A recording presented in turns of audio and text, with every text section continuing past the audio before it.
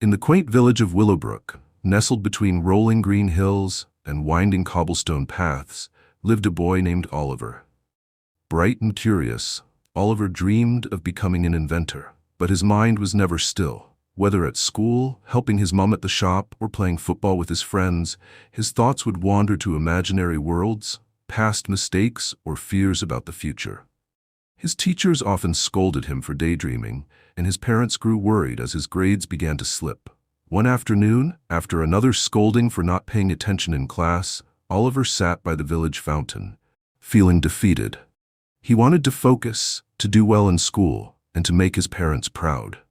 But no matter how hard he tried, his thoughts seemed to control him. While Oliver sat lost in thought, old Mr. Whitaker, the village gardener, approached him.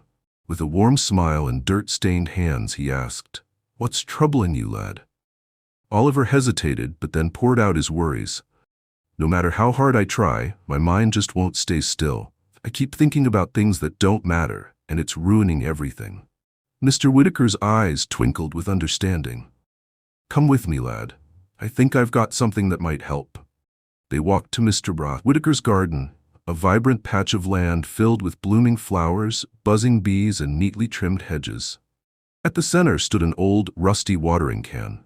Mr. Whitaker handed it to Oliver and pointed at a patch of dry soil. "Pour some water here." Oliver tried, but only a few drops trickled out. "It's clogged," he said, peering inside. Mr. Whitaker nodded. "That watering can is like your mind.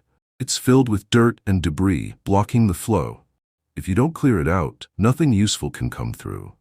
"But how do I clear my mind?" Oliver asked, his brow furrowed. Mr. Whitaker led him to a nearby rain barrel filled with clear water.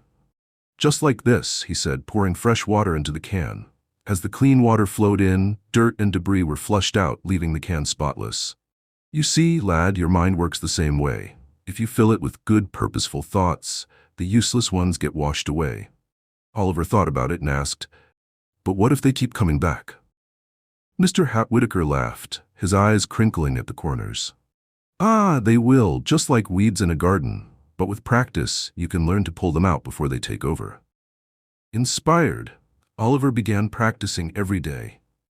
He made a habit of starting each morning by focusing on one positive thought. He kept himself busy with things that mattered, reading books about inventions, helping Mr. Whitaker in the garden, and practicing football with determination.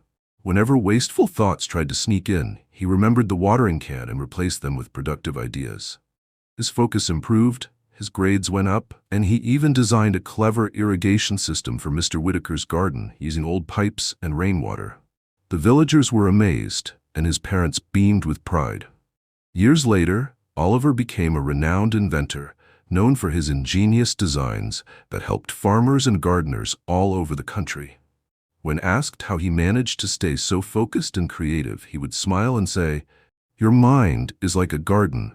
Fill it with good thoughts, and the weeds won't stand a chance." And every spring he would visit Mr. Whitaker's garden, now flourishing with the most vibrant flowers in all of Willowbrook, a testament to the power of clearing the mind and planting the right seeds.